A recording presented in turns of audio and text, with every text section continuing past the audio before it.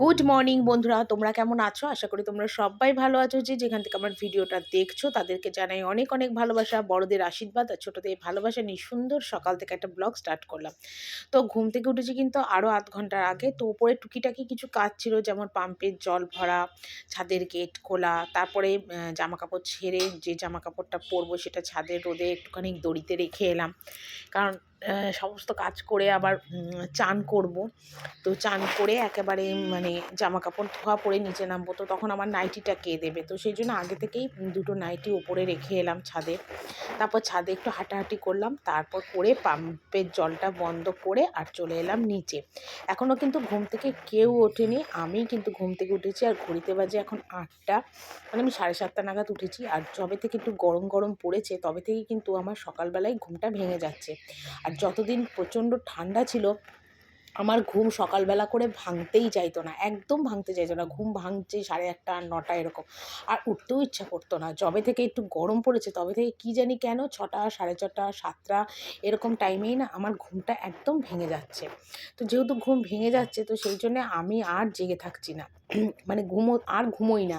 মানে ঘুমোলে ঘুমোনো যায়, কিন্তু ওই যে আমার কাজের চিন্তাটা রয়েছে যে সংসারের এতগুলো কাজ আছে, বাসি কাজ, সেগুলো সারবো। তো সেই জন্যে আর ঘুমোই না, এদিক ওদিক করতে করতে উঠে পড়ি। আর উঠেই সমস্ত কাজগুলো সারি। যেমন সকালবেলা উঠেই কিন্তু আজকে যে কাজগুলো সারলাম, তো নিয়ে তারপর এখানে টেবিল মুছলাম, কারণ আজকে আবার নিরামিষ রান্না হওয়ার কথা আছে। তো যাই হোক, তো টেবিলটা মুছলাম। তারপর এখানে দেখো গ্যাস মুছছি। তো এগুলো আমার রোজকার কাজ, হয়তো প্রতিদিন তোমাদের কাছে সবটা তুলে ধরতে পারি না, ভিডিওটা অনেকটা লং হয়ে যাবে, বা তোমাদের কাছে হয়তো রোজ একঘেয়েমি সকালের কাজকর্মগুলো মনে হবে। তাই রোজ তোমাদের একঘেয়েমি কাজ দেখায় না, চেঞ্জ করে করে একটু পাল্টিয়ে পাল্টিয়ে সবসময় তোমাদের কাছে সমস্ত কিছুটা আমি শেয়ার করি আর কি।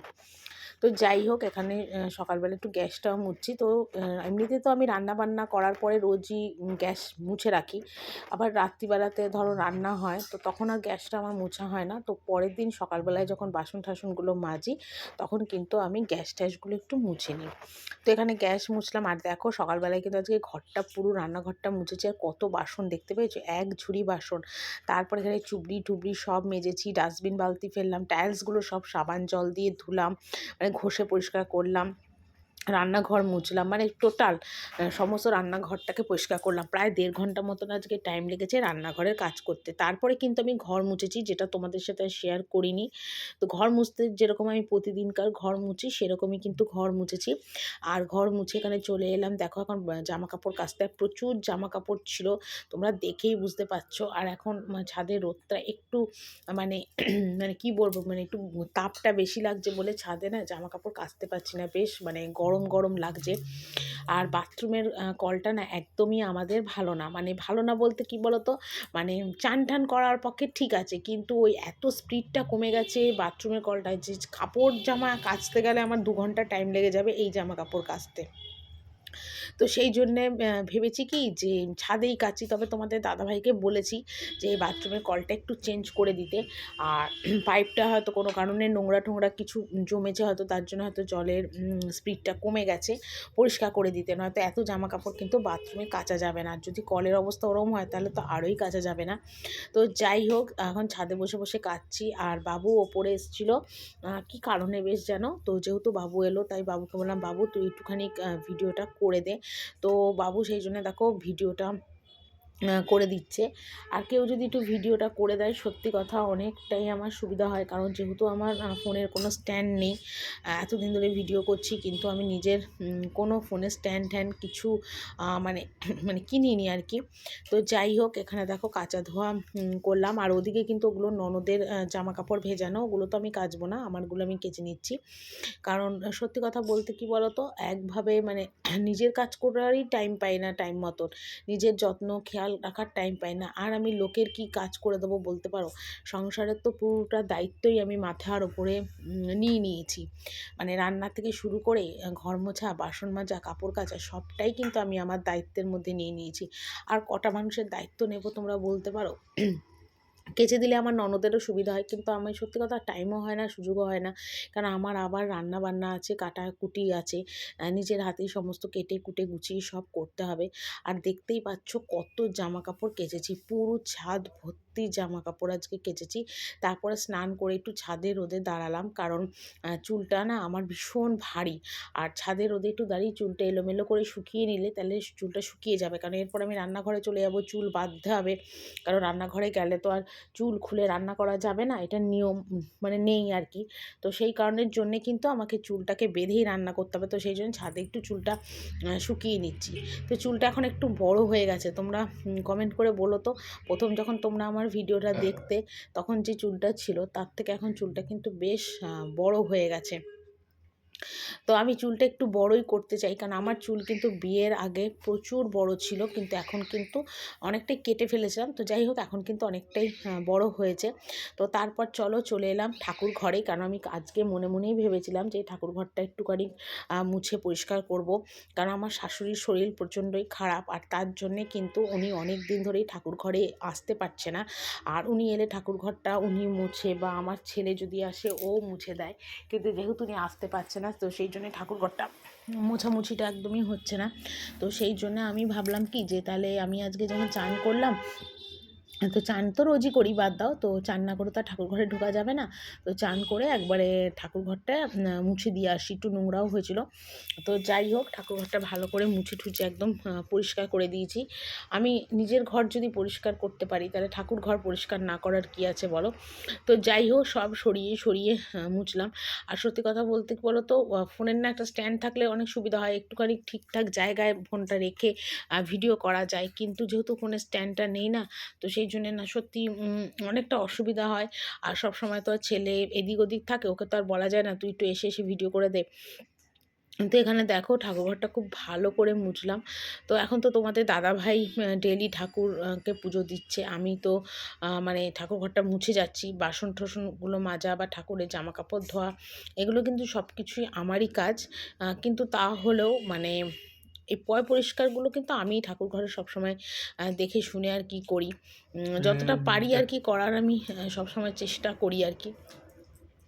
তো এখানে দেখো একদম সুন্দরভাবে ঠাকুরঘরটা মুছছি। আর ঠাকুরঘর মুছে যাব, এখনও কিন্তু আমি চাটা কিছুই খাইনি। আর বেশিক্ষণ হয়ে গেলে সত্যি আমি না খেয়ে থাকতে পারি না, আমার কিরকম ভিতর থেকেই শরীরটা কীরকম পাকিয়ে ওঠে, শরীরটা ভীষণ কষ্ট হয়। তো যাই হোক, এখানে দেখো ভালো করে ঠাকুরঘরটা একদম পরিষ্কার করে দিয়েছি। আর ঠাকুরের থালা বাসন যা ছিল টুকিটাকি সেগুলো সব মাজতে বার করলাম। আর এখানে দেখো সুন্দর করে ঠাকুরঘরটা পরিষ্কার করলাম। তো এখানে দেখো ফুলকপি আর আলু কেটেছি, এটা ফুলকপি আলু ভাজা হবে ডাল দিয়ে খাওয়ার জন্যে। আর এখানে ফুলকপি আলুর রসা হবে, ছোটো ছোটোই হয়েছে। আর এখানে আলু কেটেছি আর কুমড়ো কেটেছি, তো এই আলুটা ফুলকপিতে যাবে আর কুমড়োটা আমি ডালে দিয়ে দেবো ভেজে।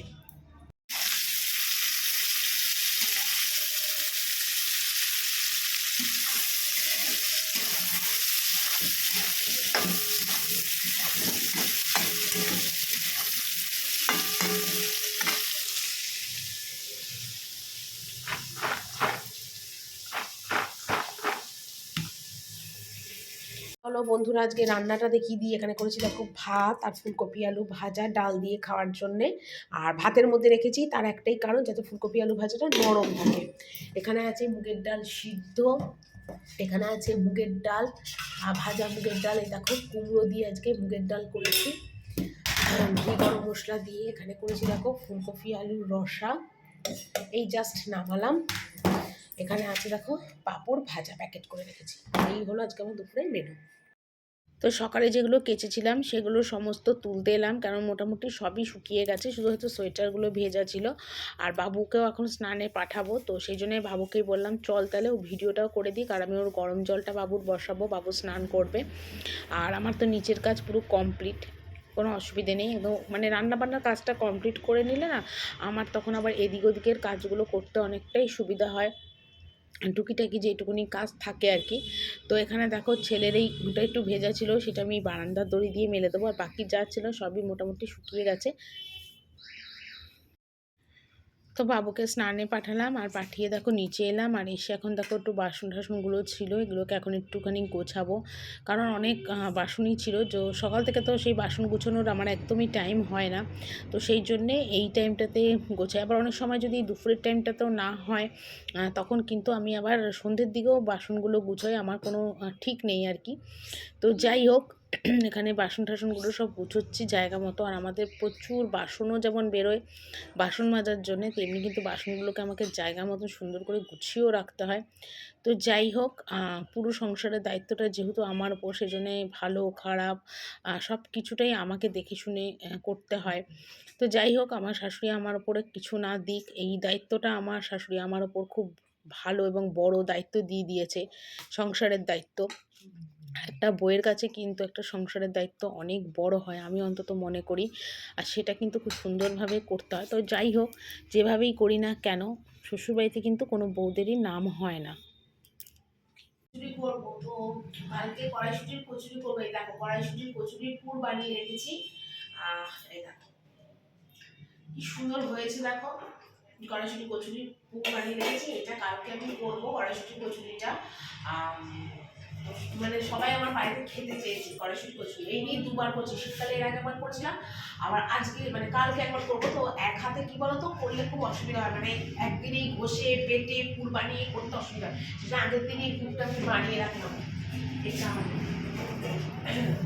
আর এখানে দেখো তোমাদের দাদা ভাই আমার দোকানে থেকে অনেক সময় বিভিন্ন জিনিস নিয়ে এসছে। দেখো ময়দা এনেছে 1 কিলো, তারপরে দেখো সাদা তেল এনেছে, সরষের তেল এনেছে, বাতাসা এনেছে, এটা হলুদ গুঁড়ো, জিরে গুঁড়ো, ধনে গুঁড়ো এনেছে, তারপরে এখানে বাদাম এনেছে, তারপরে পোস্ত, কাশ্মীরি লঙ্কার গুঁড়ো এনেছে, এনেছে চিনি। ঠিক আছে, এতগুলো জিনিস সব নিয়ে এসছে। তোমরা চলো তোমাদের একবার দেখিয়ে দিই। আর এখানে দেখো আটা ময়দা সব আমার মাখা কমপ্লিট।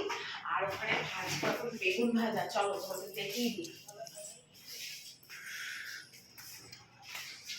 নুন হলুদ মাখিয়ে রেডি করে রেখেছি, বেগুন ভাজা আর রুটি হবে। আর ফুলকপি রাখা রয়েছে ছেলের, ওটাই খাবে। তো চলো এবার আমি এক এক করে সব আমি গুছিয়ে ফেলি।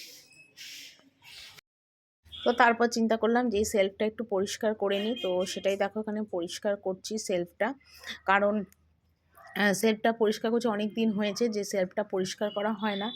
আর এমনিতেই ও সেলফটার মধ্যে তো বাসনকোসন থাকে। আর আমাদের বাড়িতে না প্রচণ্ড ইঁদুরের উৎপাত, আর এত ইঁদুরের জন্য না প্রচণ্ড নোংরা হয়ে যায়। তো তারপর তোমাদের দাদাভাই যেগুলো এনেছিল সেগুলো আমি সুন্দর করে একদম মশলার জায়গায় মশলা, চাল ডাল যেটাই এনেছে কেন সব জায়গা মতো সুন্দর করে গুছিয়ে রাখছিলাম। আর বাবু যেহেতু ছিল, তো সেই জন্য বাবুকেই বলছিলাম বাবু একটুখানি ভিডিওটা করে দে। আর ওই যে বললাম কেউ একটা ভিডিও করে দিলে সত্যি খুবই সুবিধা হয় আর কি। তো সুন্দর করে এভাবে গুছিয়ে রাখছিলাম। তো তারপর দেখো এখানে সর্ষের তেল সাদা তেলগুলো সব ঢালছিলাম। আর আমার কিন্তু সর্ষের তেল আর সাদা তেল একটু জমানোর খুব অভ্যাস। মানে যখনই তোমাদের দাদাভাই তেল আনে না, আমি তখন 1 শিশি করে না তেল আবার সরিয়ে রাখি। মানে 200 যে ছোটো ছোটো শিশিগুলো হয়, সেই শিশিতে সাদা তেল সর্ষের তেল সব সরিয়ে রাখি। আর এই করে করে অনেক শিশির তেল আমি জমিয়েছি। আবার যখন আনতে পারে না তখন সেই তেলটা আমি আবার বার করি আর কি। তো এখানে দেখো তেল কিন্তু কিছুটা করে ঢেলেছি। আর এই দেখো ছোট্ট সাদা শিশির মধ্যে আবার 200 তেল আমি সরিয়ে রাখবো। মানে এটা কিন্তু সবাই করে, একটু তেল বা একটু চাল বা একটু ডাল সবাই কিন্তু গৃহস্থ বাড়িতে একটু সরিয়ে রাখে, কোনো সময় না থাকলে সেটাকেই আবার বার করে ব্যবহার করে। আমিও কিন্তু ঠিক সেইভাবেই করি। তো মানে তোমাদের দাদাভাইও জানে যে আমি এরকমভাবে মানে সুন্দরভাবে করি আর কি। তো যাই হোক এখানে সুন্দরভাবে গোছালাম। আর রাত্রিবেলাতে ওই আটা ময়দা মেখে রুটিটা করব। তো চলো বন্ধুরা, আজকের ভিডিওটা আমি এখানেই শেষ করছি। আর ঘড়িতে মোটামুটি কিন্তু এখন 8টা সাড়ে 8টার মতন বাজে। তো আমি আমার কাজগুলো একটু সুন্দর করে গুছিয়ে নিচ্ছি। তো চলো আজকের মতন বিদায় নিলাম। সবাই ভালো থেকো, টাটা, গুড নাইট।